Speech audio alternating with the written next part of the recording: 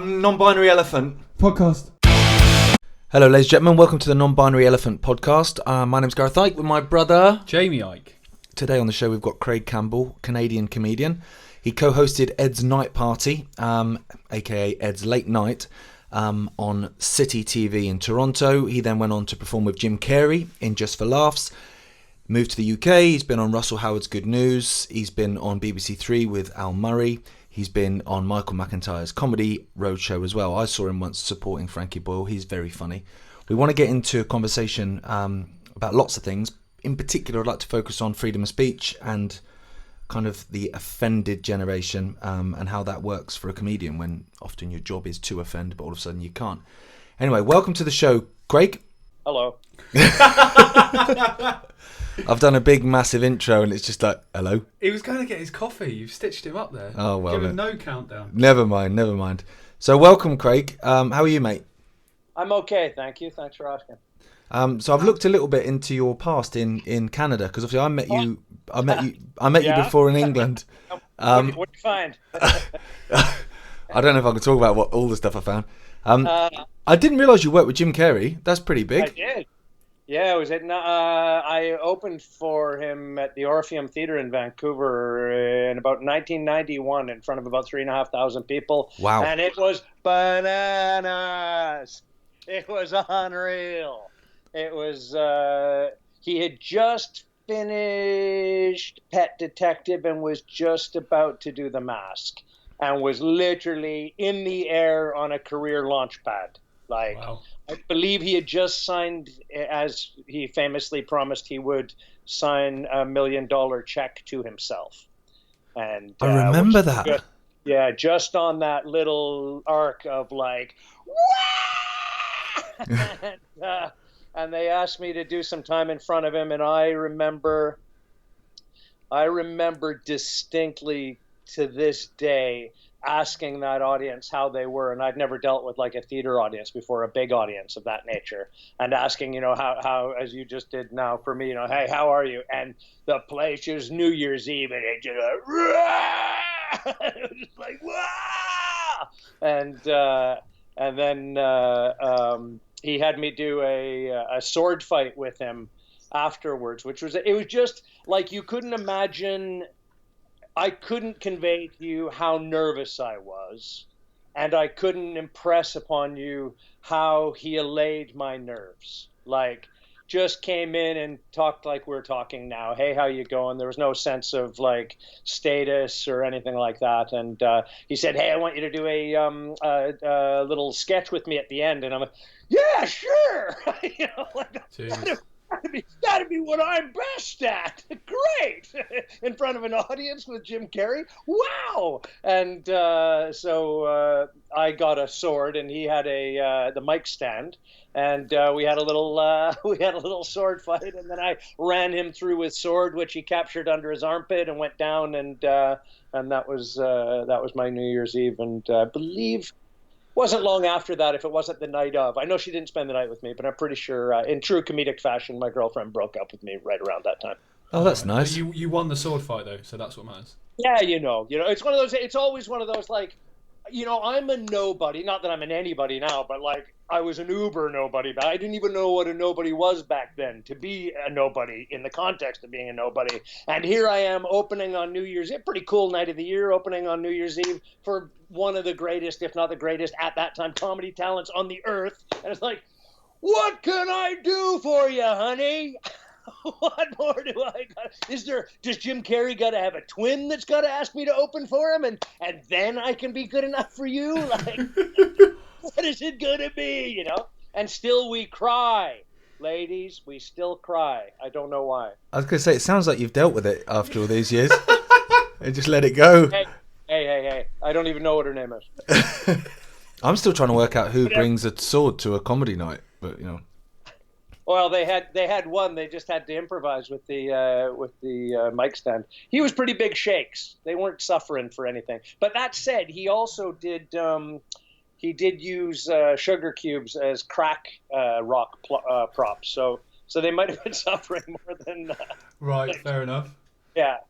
He was. I know in the UK, Jim Carrey's comedy didn't resonate in the same way that it did in North America, and that's probably a compliment more to the UK than it is to Jim. But the fact is, like, he was spectacular at that time. I haven't followed much of what he does recently, and again, not a detraction from what he's up to. I'm just busy also. But his comedic ability in a black belt martial arts sense was pretty unbelievable, especially contortion wise, like pratfalls, and like he did probably 10 or 15 minutes as one sketch of his father trying to get his cigarette lit on the front of a rubber raft going down a whitewater rapid.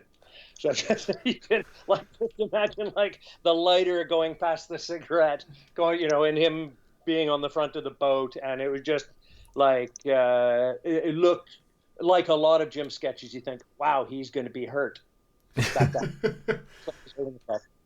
And you're still laughing. What did you So in terms of your style, would you say that you were similar at that time? Is that how you got on the same bill? No, I wasn't. But I would honestly say that I was influenced probably more than I want to admit by both that experience and successive, enjoyment of watching him perform. His stand-up I've always enjoyed. Is quite stellar, and it's pushy. I mean, it's pertinent for what we're talking about now. He's I think politically, in some ways, he's gone a little bit broken arrow, I would almost describe, but in recent times. But at the time, I think he was sort of, if you look at the cable guy and pushing the boundaries of what Hollywood allows you to do. I think he was a strong proponent of that, at least at one point. But you and I, all, the three of us know, as soon as you're talking about Hollywood, you're just dealing with like the satanic fucking cesspit. So there's no real. It's hard to argue its virtues on a singular scale in such a myriad of an avalanche of shit. But I think that I was probably I think I was inspired to realize. And I wouldn't say that it's helped me in any great way right now, but in stand-up, you can go in any direction you want and you can do anything you want. You're the writer, director, performer, 100%. And there's no real boundaries other than the limitations of your imagination. So I at that time was quite a straightforward sort of monologist, stand-up leather jacket, jeans, cowboy boots, just like I can't even imagine what was going on in my mind at that time. But I wasn't very dynamic as a performer, and there is a great joy, which I've enjoyed throughout my life to some degree, in going into. I just had a snapshot of 1,000 different rooms that I played in the UK, whether it's a pub in Colchester or a bar in Devon or a theater in Reading or wherever you want to name. Just like it's enjoyable to be able to dramatically act things out and make people laugh at it. It goes beyond monology to a degree, right? It's like you can of course construct your humor solely based on the Lego behavior of your syllables and words. But there is something that, when you can sell something just that much further and allow people to escape into the vividness of your performance. And I maybe in some ways took that from Jim, but there are other people that do it well also. So I can't say that, it'd be, I think if I could reel off 30 of his films and knew what he was up to now, I could be, got called a sycophant, but just like, I don't really know what he's up to. I'm on board with him from a vaccinations point of view. He certainly takes a lot of flack and is pyloried heavily by certain segments of the population for his stand on vaccinations, which I presume are similar to mine in that it's not a stand against anything, but it's a stand for the for the opening up of information and the allowance of that entire industry to be held responsible, or at least responsible for absolutely. For its own behavior. So on that level, I respect Jim for that. But then I think, to my knowledge, he's also been quite vociferous in a I just don't want to put words in his mouth, but something tells me pro-Hillary. He's been very, very, and I don't know if I've seen too much pro-Hillary. He's been very anti-Trump though. Okay, yeah, that I was having trouble. I didn't want to slot him in that, and so there's if you're being anti, I can concur with. You're welcome to be anti towards whatever you want, but when you start to sort of like champion one of these devils, it's really hard to to follow the rest of what you're doing. Yeah, I agree. I hate them all equally, if I'm honest. Absolutely. Well, I think people like him in that respect are probably just victims of where they live in America. I mean, California is, no matter who's your Democratic representative, California will vote for them, and he's lived there for probably most of his life now, and everyone around him would be saying this, and you always get pulled into it a little bit, don't you? Yeah, even on the similarly, analogously to what we're speaking of now, even other good things like I don't know if you've experienced California's legalization of recreational and medicinal weed. Yeah. Yeah. Well, of all of the states that I've visited that have both recreational and medicinal weed, behind the open door now, Washington on the way down, Oregon on the way down to California, including Colorado for a little pop in just to see what products they got on board. California was by far the biggest pain in the ass of the the 4 states that I bothered to pop into to see where their weed legislation was at. It's just like it was the most Nazified, I would say. It felt the most uncomfortable as a customer. I had to give over the most amount of ID. It was the most clinical interaction with the most discomfort, feeling like it was a criminal act about it, and that was even by the people involved in it. So it's just like obviously California also has the Beach Boys, there's cool stuff there as well, but it just seems like one of those places that's a bit ham-handed, and no matter how they do it, there's going to be some discomfort about it. Yeah, I'm not a fan. It's California a few times. I've not been to California, but it's never been on my list of must-go places, though. No, I just find it's full of a lot of very fake people. The trick is judge it by its black people, and then you'll love it more.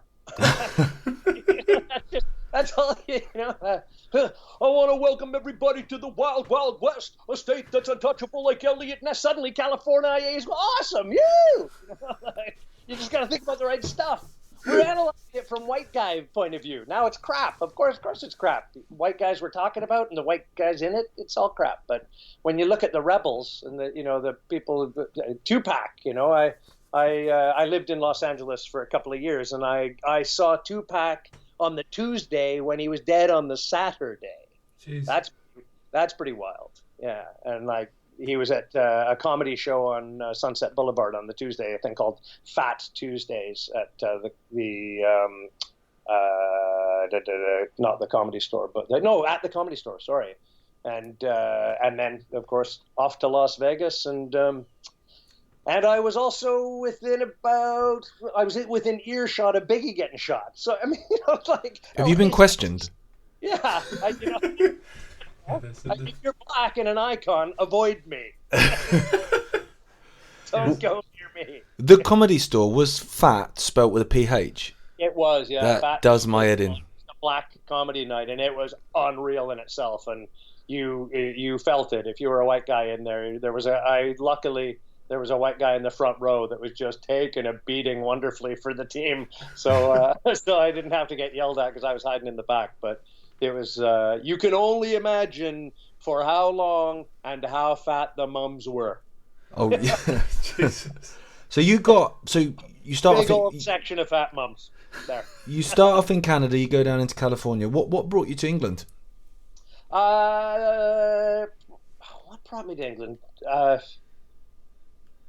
Just meeting British accent Canada was a big nudge toward it, and the call. I suppose the biggest thing at the time was the Edinburgh Festival. Right. So that was massive in terms of. I was living in Holland at the time to make it even more twisted, but everybody was going. And I just, there's still nothing I can describe to you that anywhere touches it. There's nowhere, even you hear about the Montreal Comedy Festival and these sorts of things. They're not in the running to compete with Edinburgh as a festival, and the town embracing a festival in terms of more than just the category of comedy, in terms of theater and all the other the arts festival that it is. Just in terms of sheer numbers, audience numbers, venues, number of shows over the month, and as soon as you're kind of almost steeled with that, or annealed with that in you, you realize the tribute and the dedication for the arts that the UK has, that people care that much about it, that it's that big a deal. And obviously these things have now even depreciated greatly now, in terms of the number of broadsheet newspapers that no longer send reviewers up to Edinburgh, for example. If you're not aware, over at least the last 5 years, to my knowledge, and probably a little before that, almost all of the shows that you would see reviewed in a newspaper over August have been reviewed in London prior to the show even going to Edinburgh. And then that will be put up as like a mid-festival review. And that's all because they don't want to pay hotel rooms, they don't want to pay drink tabs. And so, the guts of it, as far as anybody in an official capacity caring about it, have literally fallen out of it. But in terms of like the number of people that religiously go every year, and the same faces that you see in your audience that come back each summer, that exists, is truly a spectacular thing and a unique thing, and it just gives you that boost to realize. I always say that other parts of the world enjoy comedy, but Brits need it, and that's that's it. You guys are just one of the few places on the planet where they just need it and love it, and it's part of everything that happens. Yeah, absolutely. I think it's how we as British people deal, and I don't normally say British because I think like English, Scottish, I think we're all so different, but with this I think we're all totally the same, that we deal with shit with laughing at it. Adversity and humour. Yeah. We're quite good at taking the piss out of ourselves. Yeah, you have to. And I think a lot of times when I've travelled abroad and I've cracked jokes in situations, whatever, and you get this look of like, what? And you're like, well, yeah, if I don't laugh, I'll cry. Do you know what I mean? Like, yeah, totally. I think it comes from not taking yourself too seriously, I think. Exactly, yeah. America, for example. Canada's a bit different, but America, people take themselves really seriously. Yeah, they do. But here, people love taking the piss out of themselves. It's how you deal with problems. I remember. Yeah, in Canada, it's just the same. It's just a degrees difference, right? There are people that take themselves way too seriously, but there are people that are completely subscribed to the British approach to life, and just that you say whatever you like, whatever. It's like that's we're talking essentially. You brought me on to some degree to talk about free speech. That's all that is. Yeah, absolutely. It's all that is in a nutshell. It's just like take your best, take your best shot. And no matter what, I'm not gonna get violent. No. That's like not an option in my arsenal of when you talk to me with words. And that's such a great argument for civilization that is important. It's embarrassing to like things are so inflammatory that I had to put down my coffee and come over there and slap you around. Just like, what? Like, sorry, you're an insane person. You now have to get locked up and put in a van. Like, there's nothing that is that important. Sorry. No, that's the thing with offence. It is taken. It's not given. Yeah, and it's also very subjective. Yeah, completely. You'll crack jokes that will make me roll on the floor laughing as someone else is just looking confused. And that's the whole point of comedy. It's not... Each comedian isn't for everyone. No, it's not. I mean, I watched an interesting thing the other day. It was a Jonathan Pye video, but the real person it was being interviewed, not the satire. And he was talking about going to watch Frankie Boyle. Obviously, he's very inflammatory, offends a lot of people at the Hammersmith Apollo. And he said he came out of the line, and what's his real name? Jonathan Pye guy? I can't remember. Anyway, he was there going, "Oh, Frankie, you've gone too far." While a guy 2 seats down is in hysterics. About 10 minutes later, Pye's in hysterics, and the guy 2 seats down is going, "Oh, you've gone too far." And it's subjective. You're never going to find anything that's going to not offend someone.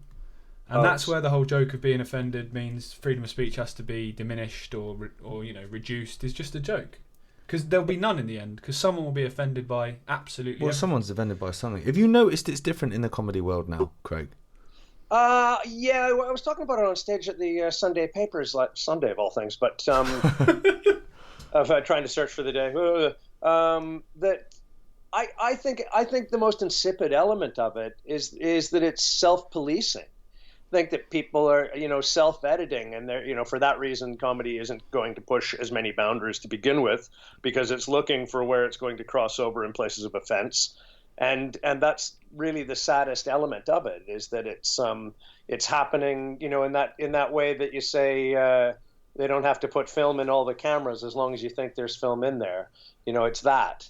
And that's why it's horrid to me. That's the insipid element of it that becomes like a prison of the mind, and that's only analogous with the prison that we know. They were asking me what sort of a similar question. How does that manifest in our world? It manifests in our world by, if you do those jokes, if you do push those boundaries, you don't get to go to the festival. You don't get to go to that festival. Yeah. You don't get to be on that show. You don't get invited to that couch. And it's an invisible prison with soft bars. Yeah, and the Twitter storms and all that. And Twitter, and this is before we get into, and you guys are au fait with it, but I talk with people about this all the time that have no idea. I had to explain the other day, not in a condescending way, what shadow banning means. Jesus. People don't know. People don't know. In the common, we're in the business, we know. But people who just are out there, half of them not even on a social media platform, aren't going to know what having your voice taken away in that way is for a performer. But that exists, and that's going on around us all the time. And and that's before you get into more nefarious use of soft bar, or I call it soft fascism. And Canada's amazing at it. To mention Canada again, we're just one of those countries that's like really, fascism with a smile, I would call it. We're one of the few places in the world that could make, they could make a ham hand of making weed legal. We're the only people that could make people who smoke weed wish it was illegal again. That's the kind of I was gonna ask about Canada, because Canada, to me, from over here, it seems to have gone full crazy. Yeah, Trudeau's not popular. Isn't when the lady interviewed Trudeau at that rally and said something about mankind, and he stopped her and said, "We don't say that here. It's people kind." And you're like, "Oh, for crying out loud, man!" Yeah. That was in Nanaimo, a place that I played somewhat religiously over the last few years, and you can't even, it's hard even to tell anymore if he's being facetious. I don't think he was, but even whether you use it for him or against him, it's just like you're just dealing with a nonsensical Manchurian candidate who's just producing nonsense out of his arsehole, and has been since day dot, and has come on board essentially because, like, you've seen it, you see it here, and you'll see it in Australia, and you'll see it in New Zealand, and you'll see it all over the West. People get elected, like to a degree Trump, because nobody wants the last guy. Yeah. That's what happens. In our world, we have hope in something. It's proven to be an entirely manufactured element. Then we hate it, and then we hope anything will replace it. And what comes along again? Another manufactured piece of garbage. And that's, essentially Trudeau got elected on that to a degree, and free the weed. So, now that he's been shown threadbare on more, stories than not, I could deride him for the time that we have, and certainly not where I wish to go, just because it's Canada's similar in my mind to the UK. It's just a detached voting populace where people don't realize that they're, voting for war in Venezuela, for example. Why are we not mad at Trudeau for that? For green lighting, essentially criminal military action against a democratic country that Canada has deep relations with, Venezuela. We, have deep oil relations with them, among other things. So nobody cares about his involvement in that. But he's also, just fired or removed our justice minister. That's the biggest scandal, if you haven't heard that. And that's really what's left him sort of gasping for air right now, that he's subordinated one of our government ministers, who in true hilarious Trudeau fashion she ticked every box for his cabinet, right? She's a native woman, she's a lawyer, she's a progressive. And then when she got into the job of finance minister that he had earmarked for her, and she wanted to prosecute based on her acumen and her skills and talent, he then intervened using various channels that she documented feverishly, quite incredibly for a prosecutor, and then he removed her from the post. So we just have this like unbelievable hypocrisy of somebody who he wants a woman, he wants a native, he wants to wear the mantle of the progressive, but when somebody actually gets into the position and wants to do their job, he also wants to be the old boys network of you might want to rethink that one a little bit there. And it's just embarrassing. It's embarrassing because, it takes the international community to put pressure on them because much like the UK, well, the UK is somewhat involved, I think, in their politics, but I don't want to get too much into that. But I find that the partisan politics in places like Canada are just, it's high school, and we're never going to get out of the shadow of the States, to be blunt. Well, people, I noticed it's the same here. People go off what someone says. So what Trudeau says or what he tweets or whatever, he's saying it for a reaction that people will agree with. And people go, oh, well, that's good. And it's like, well, no. He just said that. Like, that's like however many characters on a tweet. Anyone can write that. Look at his voting record here. So, he's this peace-loving, progressive, but like you say, okay, but you're going to go into Venezuela. Well, then the two don't meet. They don't add up. And the one here that gets me is David Lammy. Like, I can't bear that guy because he says everything. It's all virtue signaling, but people go, he says the right things. He's being touted as an ex-Labour leader, all this sort of stuff. And you're like, okay, look at his voting record. This guy votes for war every time. Yeah, every time. And to bring in a similar complicity of a similar hypocrisy again for Trudeau, the white helmets. Absolutely. You got going on. So once these people are bringing that into your world over again, as in the UK, over the needs and wants of ex-servicemen, for example, you're now into just they're extremely nefarious creatures, and it's hard to speak of them. I think we're doing a very good job. I find it hard to speak of them civilly. It's very easy to F and Jeff. Yeah, it's absolutely. very easy when you think about the catastrophe they've caused. Easy to say. Yeah, the catastrophe they've caused all over the world. Absolutely, and remain civil about it is just again back to on Sunday. I was asked, should there be some repercussions? You would think, should Harding at the Guardian feel some heat for his nonsense with Assange and Manafort? Absolutely. Should there be some repercussion for pushing Russiagate? I mean, the guy wrote a book on it, for crying out loud. Let alone he's still trying to sell it on his Twitter. Right? Can you imagine? Yeah, after everything, I know. 2 for 1. Get another hot, But should there be a repercussion for for these journalists and their behaviors and what they push, this, that? And I'm just like, well, there's not any repercussions for our politicians like a Lammy who vote for an illegal war. There's no repercussions for a Campbell or a Blair who lied about a war. They should be at The Hague.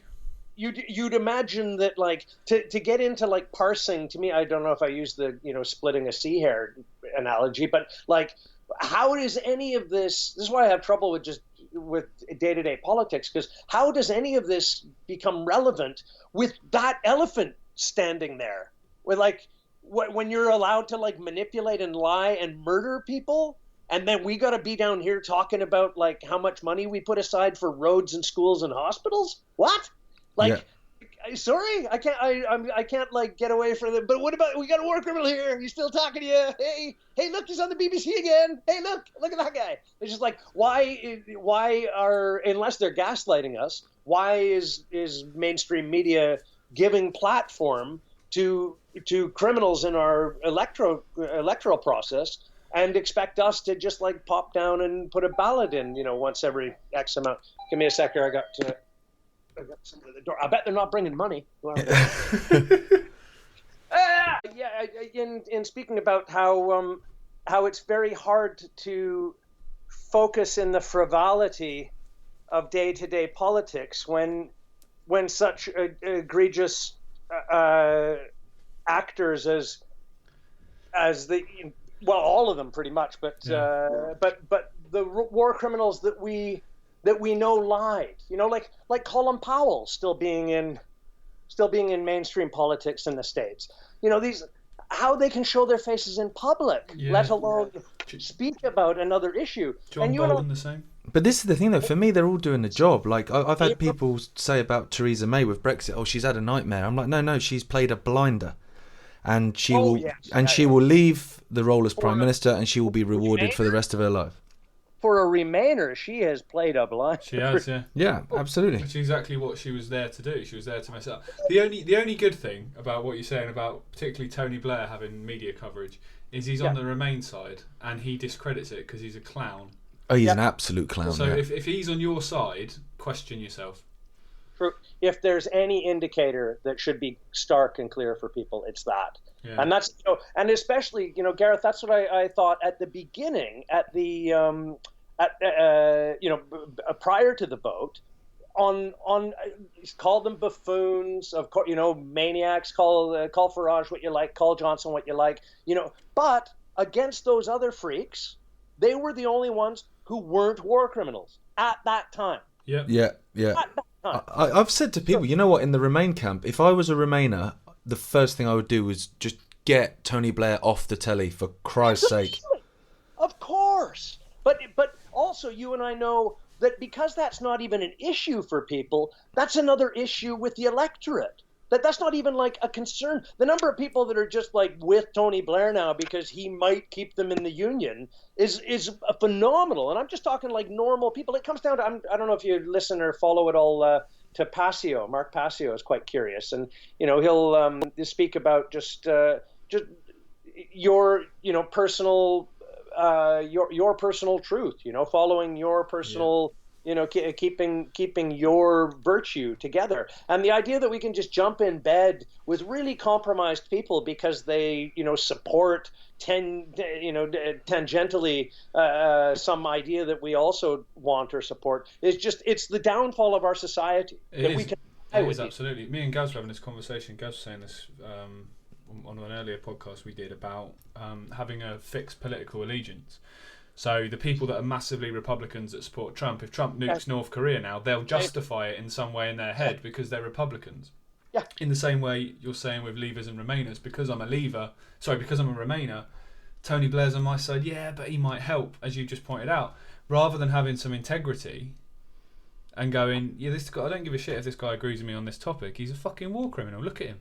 Or an epiphany, Gareth, to realize if he agrees, to realize, holy shit, that's how fucking badly misaligned this is. Yeah, exactly. That somebody of that threadbare of credibility, of integrity, is in support of it. What am I missing? Because that's, you have to say that the Remainers, as it comes to Leavers, they're missing a great part of what Leavers believe. And I know this. They're a massive, like constantly missing a trick regarding that. Can't ever describe a Leaver's argument at all, ever. I've never seen a Remainer like say, well, this is what they think, although I don't agree with it, this is what they believe. That constant just misrepresentation. Yeah, they weren't informed enough to make that call. They're stupid racists, aren't they? Yeah, they're racist bigots. All the most basic elements of it, and that I find quite shocking. That in fact, I was watching a performance ahead of me at again this papers thing on Sunday, and they were looking for a Leavers argument, and in lieu of a Leavers argument, because of course the other thing is that the public sphere has been left so toxic for Leavers that they couldn't possibly be expected to speak publicly for their own argument, because it epitomizes what the ballot box is all about. because that's where that argument should happen, because you can't present anything rational to a cult of near violent fucking fanatics, really, and that's really what you're faced with. So they asked this party to, like, could a Leaver present an argument, and they just basically went straight to a Remainer trying to explain a Leaver's argument, and it was a comedy sketch, right? It was just it was laughable. But when you get into things like the most basic tenets for me are, and people are derided for this on the internet every day, the EU army.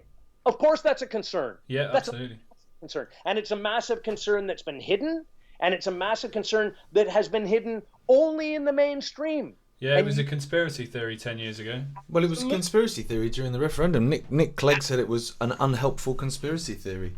Absolutely. And the people who were talking about it in media were considered conspiracy theorists for doing so. Yeah. And that was a slight on them up until, like, now.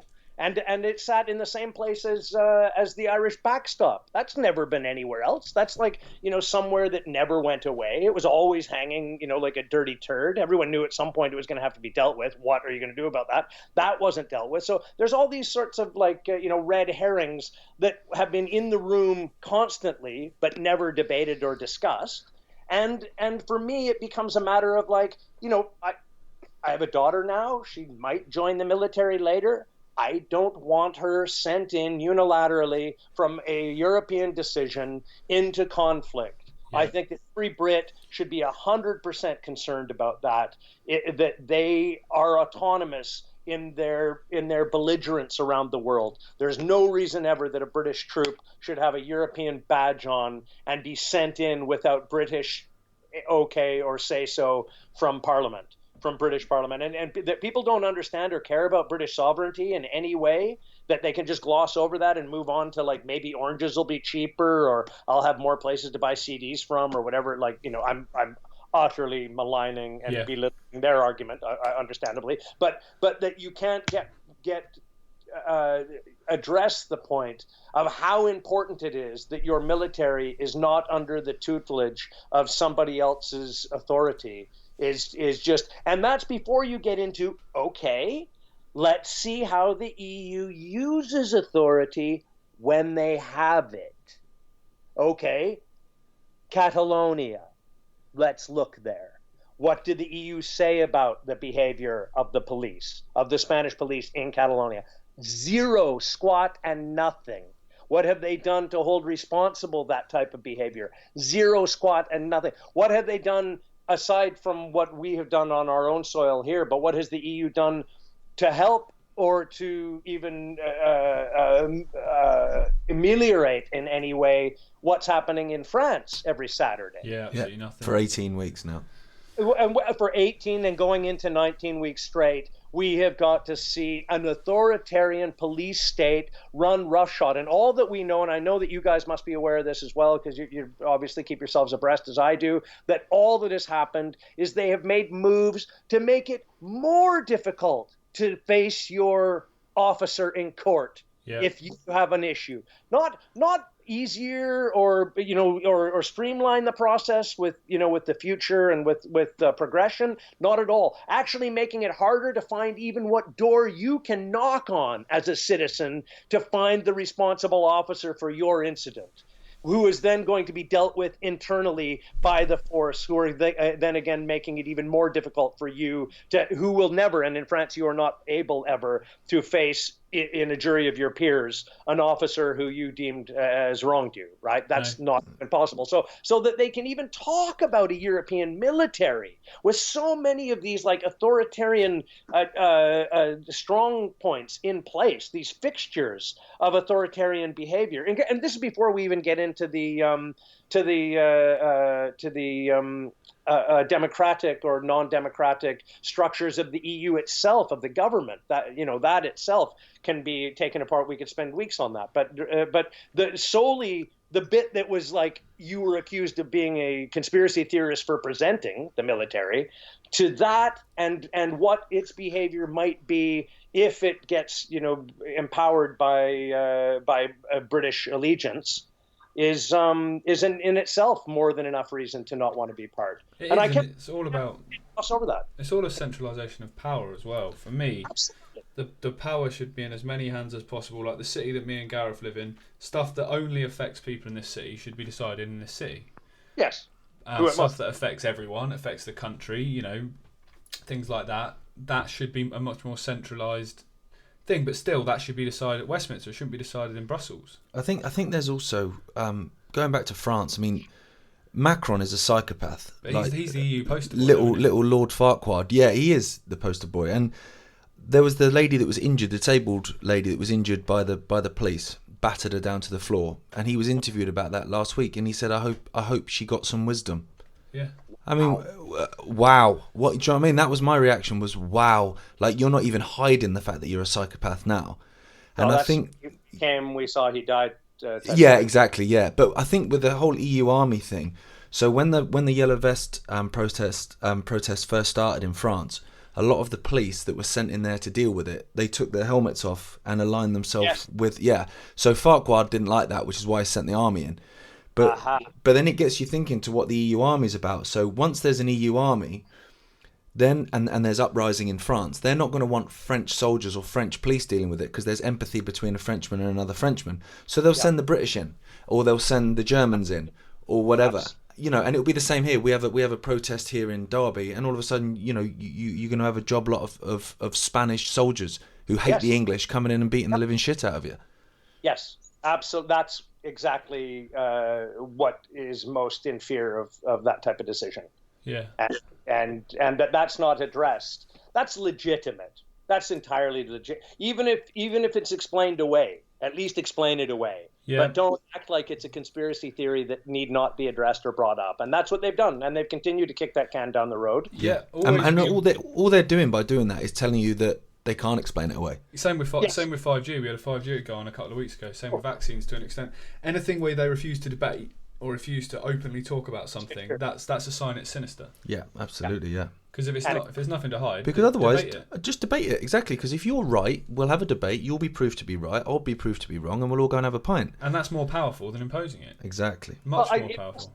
I'm sure that it comes down to liability, of course. You know, it's like all these things that if they discuss it and it's given legitimacy, then there's a potential of liability to an injury through it. You know, something like 5G. Yeah, if you actually have the debate and it's shown in any way to have the potential, as you know, some studies have shown, I think you're aware, that you know, they're just starting to throw people in the funny farm for questioning it. If you've noticed in the UK. Yeah, and that's where the media are just pathetic. It's probably my biggest frustration is how pathetic the media are. If you're an interviewer, not an interview like this where it's very casual. If you're an interviewer on a primetime BBC channel or something like that, where you're interviewing people on major topics, experts in their field or supposedly experts. If the audience know what your opinion is as a presenter, then you failed. Because you should be completely impartial. You give both sides the same airtime. You ask leading questions to both candidates, but you don't. Yeah. So the audience always get a squinted view, and the language they use, like you've pointed out, conspiracy theory, conspiracy to talk about anything that's a little bit different. Talk about 5G, talk about vaccines, Denier. talk about the EU army, denier, skeptic. That's a good one. But if you're talking about vaccines from a medical point of view, you're an expert, you're accredited, you're credible.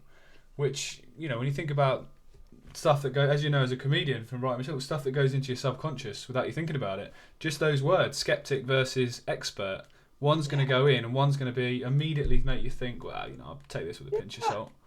It debases it immediately. It does, yeah. I saw a Financial Times article today that had I think the subtitle was "Anti-Vaxxer Wins Suit to Detriment of Science." I think it was something of that nature, but it was like quite pointed that the article itself already vilified the winner of a suit. Yeah. Right? like it's, you know, whether obviously, you know, anti-vax is a pejorative, but regardless, the story should be about what the lawsuit was and what the details of that are. But it just can't help but be political. It's just how it is, right? They just have to put out the us versus them before the article is even aired. Yeah, well, that's the left-wing press. Right-wing press should be a no-wing press. If you, Sure. because I used to think that I- obviously the media is manipulated, which it is obviously in terms of the head of each media organisation. But I used to think probably a lot of these journalists were in on it. But you follow them on Twitter, all these journalists from The Guardian, they are fucking idiots.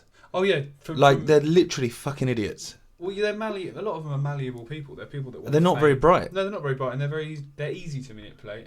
And I was going to name a name then of someone I grew up with, who's one of the stupid people I've met, and I've just seen as a producer at the BBC, and he'll probably go very far because he'll fit in very well. He's one of those kind of people I'm describing that will say the right thing, won't rock the boat. Yeah, it's an extra 10 grand a year if you go down and you do this and you do or I'll do that without any conscience, without any at all integrity. That's what you need. I mean, there's exceptions in every rule, but I can't believe it. there's very few. Have you noticed how little impact the revelations of the Integrity Initiative have created? Right, like people in the main don't seem to care that their journalists are on a payroll of a propaganda effort. You know, that's incredible. It's incredible that that's that the only revelation from it is the initiative itself complaining about getting hacked. That's like the big news of an underground, propaganda house, is that they're upset that they've been busted into. Yeah, and making that public. Yeah. But I don't know how anybody, I don't obviously follow to any large degree regularly a mainstream news broadcaster anyway. But if I did, and I found out something that I read regularly with my cereal in the morning, had a number of their journalists taking a payroll for their opinions behind the scenes, that would be enough for me to find other people to read or listen to, for sure. Yeah. There'd be and the fact that it's even ongoing and nobody seems to care, and it seems not to have affected anything, and it just seems to have affected nothing at all. No, Yeah. but they've done their job in the sense that, okay, they've been caught red-handed, but like you said, what they rely on, I think, is people's attitude, particularly with Russia and various things. There's no smoke without fire. So even though Mueller, that's been proven, there was no collusion, blah, blah, but people are always now going to be thinking, well, yeah, Russia, because there's no smoke without fire. Do you know what? There's loads of fucking smoke without fire. Weapons of mass destruction. Loads of smoke without fire. Chemical weapons. People just make shit up. Basically, they just make shit up. It is incredible, Gareth. And and you say, sorry, Jamie, you say, my apologies.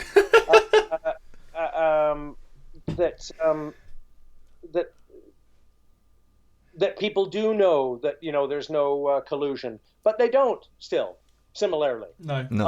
You say that because you were lent towards, I'm sure, like I was. I only ever wanted to see or hear that there was proof of collusion, like anybody who's normal or rational, who isn't biased in what they wanted or didn't want to begin with.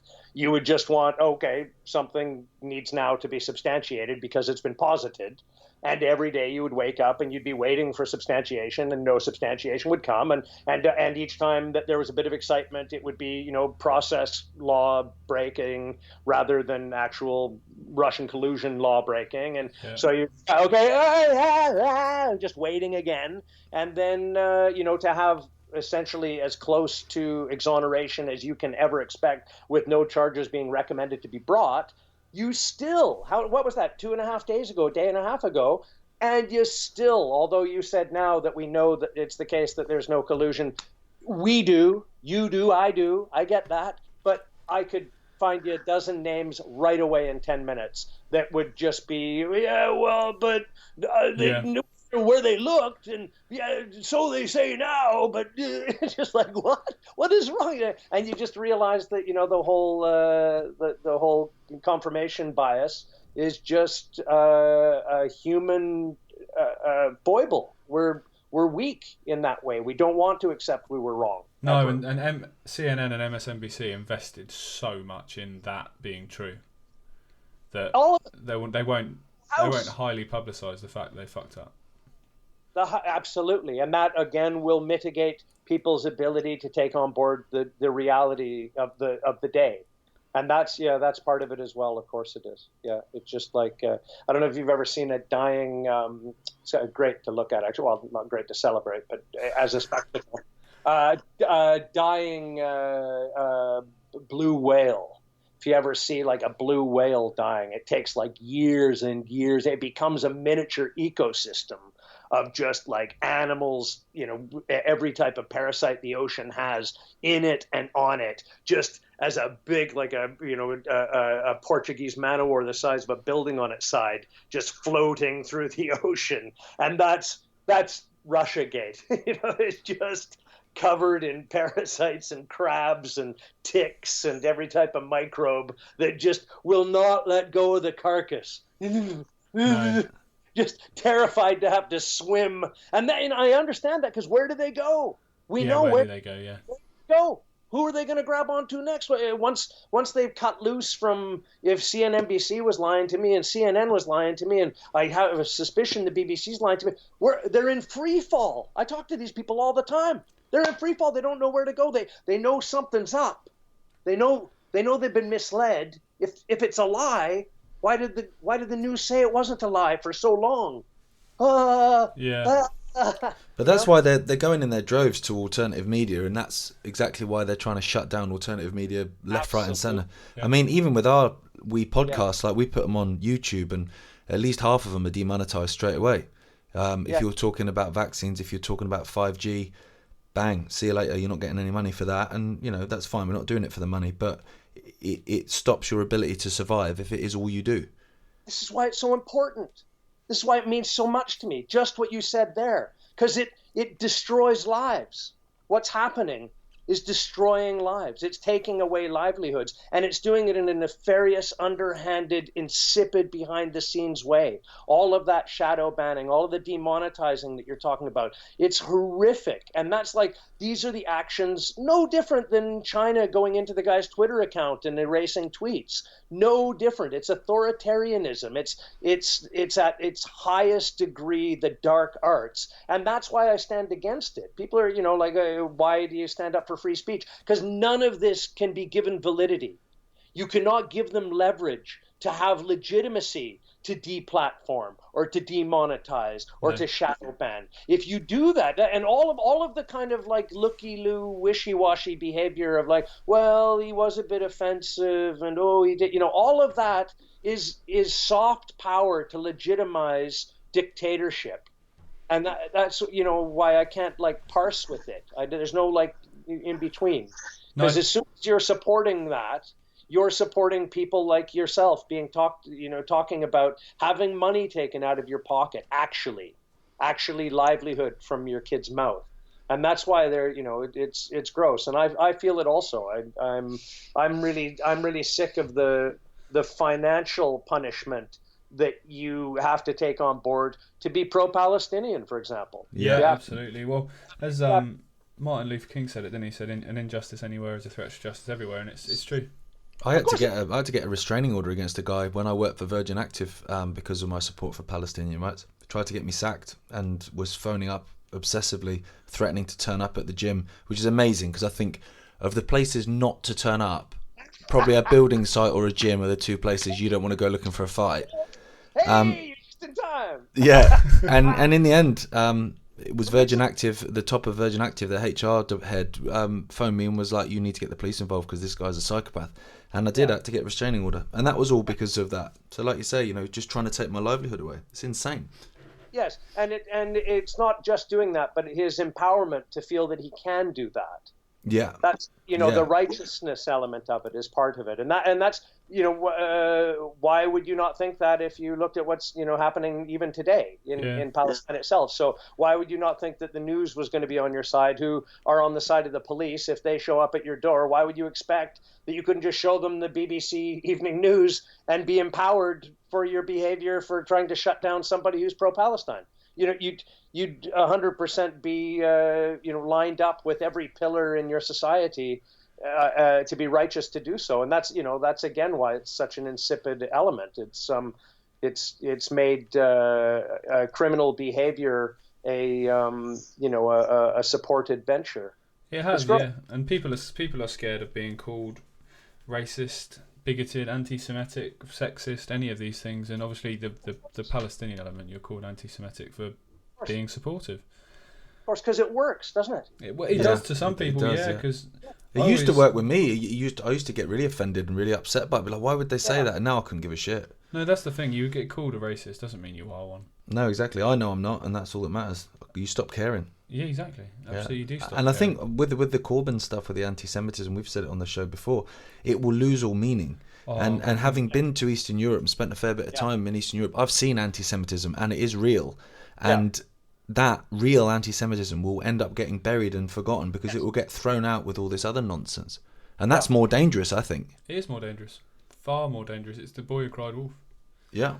It is. Yeah. Yes, all forms of racism exist. We've seen it this week with the England game in Montenegro, the football game. The racism is alive. Anti-Semitism is alive. Islamophobia is alive. But, it's very much what... Define it then. Being pro-Palestinian is not anti-Semitic. No. That's the difference. No. And for me, it's also not pro-Islam. That's, part of it as well. Exactly. Yeah. But it's touted as a religious one against the other, and it's not. Yeah. It's nothing to do with that. That's also a misnomer within it, isn't it? Yeah, and that's what they use, so you must be pro-Islam, therefore you want to wipe us off the planet. Well, no, I'm not saying that. I'm just saying that they should be allowed equal rights. That's sort of fair enough. This is what makes me laugh. There's around a billion Muslims in the world, isn't there? And there's around 17 million Jewish people in the world. And if you put 99.999% of them in a country or in a room together, they'd all get on. Yeah, of course they would. They'd all get on. Because they're people. They're people, they're human beings that have respect for each other's beliefs, respect for each other's cultures. It's the people at the top, as you pointed out, with these war criminals. It's your Netanyahu's, and you are making these decisions that are splitting these groups of people that would get on in half. Racism isn't innate. It's learned. It's educated. Of course it is. Yeah, you put a little Alora, my daughter, in a class with any other race, and she's just going to play toys because that's what kids do. Yeah, exactly. Absolutely.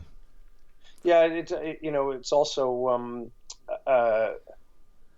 for me, there's just a sense of fair play about it that's important, and maybe it might be a bit sappy to come from that, but I've watched the country I grew up in be transformed as the world's most sought after peacekeeper to become, during the Gulf conflicts, essentially in modern times, the peacemaker.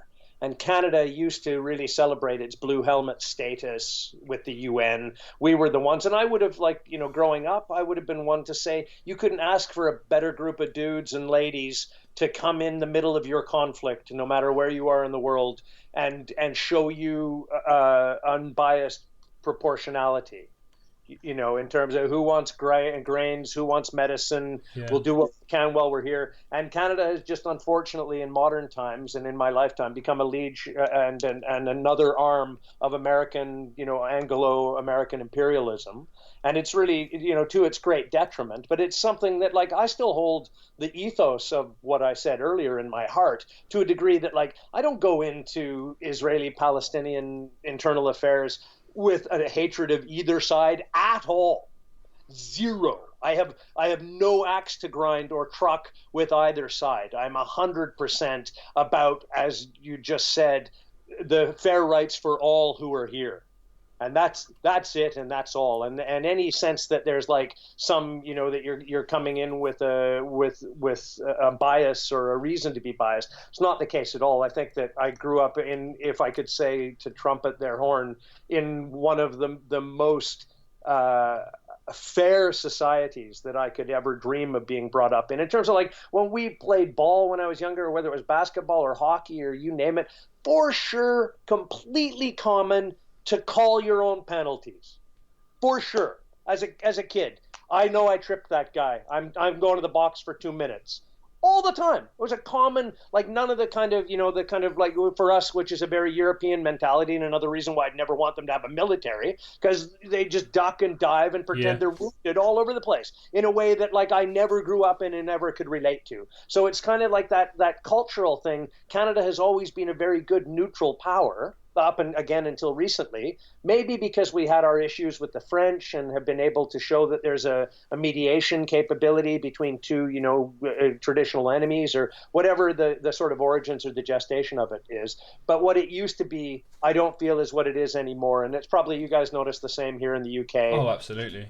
people are just more biased than they've ever been, and more, likely to be entrenched in different camps and less unity, and it's a real clusterfuck. Well, I think the UK has been a massive victim of reverse racism for a start, and the fact that certain cultures have effectively, you're allowed that, you're not allowed this one. So my attitude is that every culture should be treated equally. Everyone has the right to have one. But Did you actually have Rotherham in your head when you were talking there? What's that? When you said the reverse racism, I immediately thought you were thinking Rotherham. I was like, all right, no. When it goes as bad as it can go, right? Yeah, absolutely. Arrest them. Well, I think certain cultures that come into different countries are given massively preferential treatment, which I think is wrong. I think everyone should be treated equally. If I went to the Middle East now, you'd respect that culture. You wouldn't, for example, walk down the street eating a bacon sandwich. You wouldn't do that because that would be incredibly offensive and incredibly disrespectful to their culture. Yeah. But I feel here in Britain and in mainland Europe to an extent, you're racist for wanting to appreciate your British culture.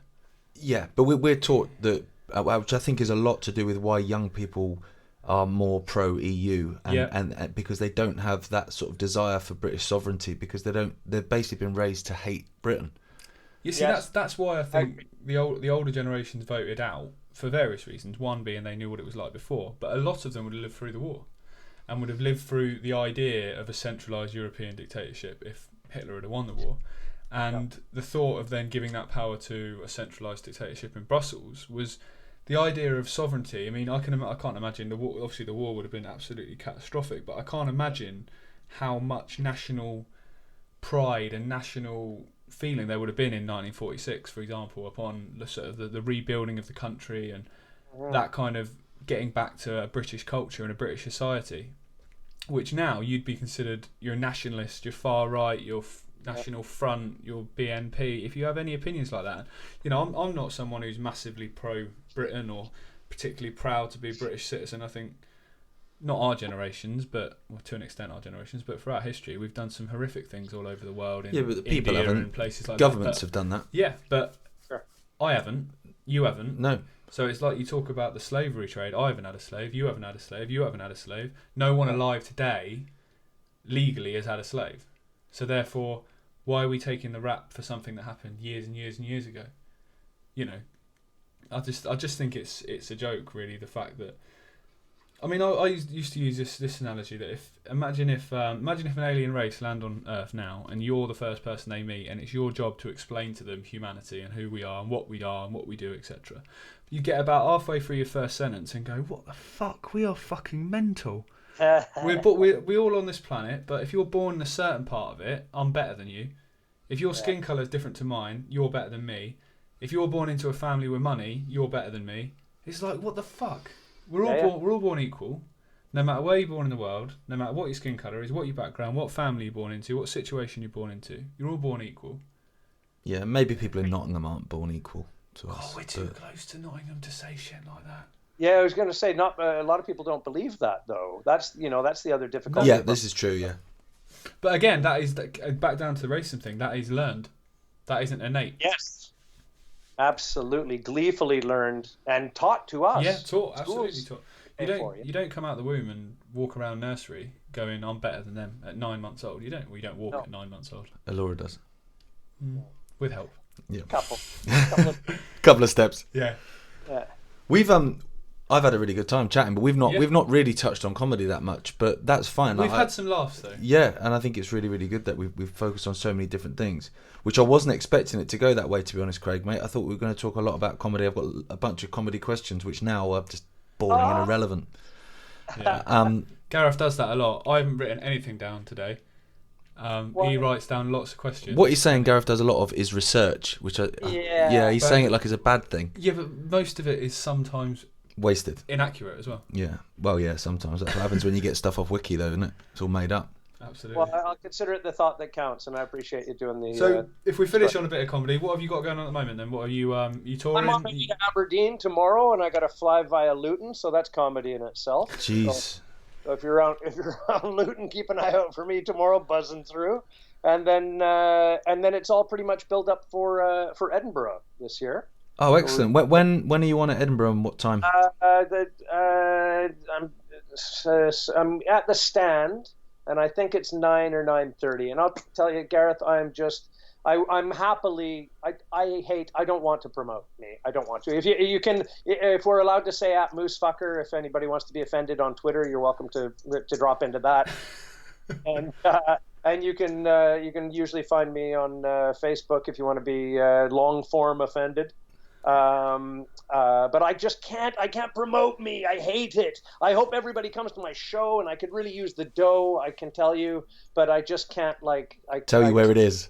I just can't do it. Well, I actually I'll find out exactly. Is it the stand at 9:30? Go on to at Moosefucker on Twitter, and you'll find out there. Exactly. How have they let you have that handle? Why not? I can't believe it, huh? I know. They deleted our first one. Oh yeah, because it was non-binary elephant. They went non-binary. That must be offensive. So we're now just non-elephant. No. There was me thinking non-binary was all the rage. As a reference. Yeah. Yeah. No. They seem all right with Moosefucker, so I'm pretty happy. Here we are. Okay, so it's. So this is, I'm sure, Drum roll, yeah. great time for you. I've got no rhythm. I can't. No, well, I didn't want to say anything, but yeah, it was quite unfortunate to have to witness that. All right. Yeah, I still have no information for you. Oh, okay. So it's in Edinburgh. Edinburgh is the capital of Scotland. It's got a castle in the middle of it on a big hill. Next to the castle is the Whiskey Museum, which is superb. Oh, it's very good. Very good cheese and biscuits. Big fan of the cheese and biscuits and whiskey in there. Yeah, I like a bit of that also. Well, it'll be on your website, won't it? So yeah, you'll find it on the website. We put your website in the bio. Oh yeah, moosefucker.com. Yeah, so perfect. So you know where all the details are. You can find all this yourselves. What am I looking for you for? Exactly. If they care, they'll look, and if they don't, you don't want them there anyway. Yeah, and regardless, whatever you do, have a great summer. I don't care if you come and see me, but live long and prosper. And like we're talking, I know, I was really excited to come on with you guys, and I appreciate being asked to, just because I know you're like-minded, and I know, if we're far apart on anything, we're not that far apart on anything, and most people aren't. Like I mentioned earlier, I spent a few times this week even explaining to people what a thing like shadow banning is. So I guess it's our job to, let people know that these ideas exist, and they're being implemented by our telecommunications companies non-democratically against fellow citizens, and it's detrimental to society. And every time they clamp down on another one of these avenues, it makes it harder for us to gain the information we need to have prosperous futures as a team, as all of us together. Absolutely. So the people that are celebrating New Zealand shutting down websites and all these things, every time I thought about it the other day that I was looking for alternatives, essentially, to Facebook and Twitter, as we all are. But then I started to hear somebody assess it, and they said, well, if we splinter off, it's actually not as helpful as if Twitter was just more inclusive, right? Like that would be better for all of us if we had a forum where we could speak and communicate freely and not be worried about some of us being, kind of diminished in profile here, there, and everywhere. So as we find alternatives to try and work around authoritarianism, it's still not beneficial for us as the whole. So I think it's important that we bring moderates. Obviously, we're mental patients that are too far gone to even think about, but I'm talking about moderate people who aren't already radicalized like we are. We need to bring them into the understanding that that our futures are codependent. Absolutely. And shutting any of us out is just horrible. Absolutely. We're not fighting each other. It's the 99% of us against the 1%. Absolutely. Cheers, Craig. Thanks again for coming on, mate. I really enjoyed that. See you guys. Thanks, mate. Speak to what you a soon. pleasure. Keep yourself safe and well. Live long And you, mate. You too. Good luck in Edinburgh. Take care. Thank you very much. Bye-bye. Bye-bye.